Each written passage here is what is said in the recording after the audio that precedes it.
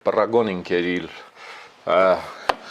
մարալիգի կամ մարալիգի եւ հարևան գյուղերի չգիտեմ էլի ճիշտն ասած, հետո պարզ կլինի տատական գործի ընթացքում մեր հայրենակիցների քաղցր զրույցից մի կտոր է իհարկե Խորաթեն, որը շատ խորհրդանշական է, մեջ ահագին ծալքեր ունի, որը գաղտնալսել էր հակակոռուպցիոն կոմիտեն հրապարակել էր, ես հավատում եմ, որ այդպիսի գաղտնալսում եղել է, ոչ թե բեմադրել է հակակոռուպցիոն կոմիտեն, այնպես չէ՞ որ թաթերական խմբակ ունի, այնտեղ ասում է, բերեք ցայնագրենք, տարածենք, հետո ասենք, որ 7 հոգու թե 6 հոգու կալանավորել ենք ու բանը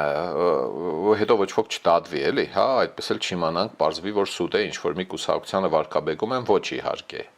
հաստատապես այդ ցայնագրությունները իրական են։ Իհարկե կուսակցությունը, որի հասցեին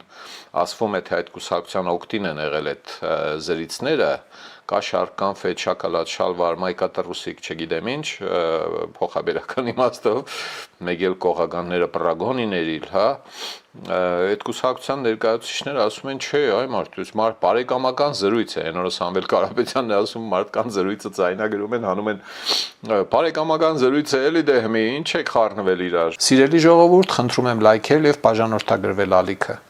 Դրանով դուք կնպաստեք, որ հաղորդումներն ավելի շատ մարդ տեսնի։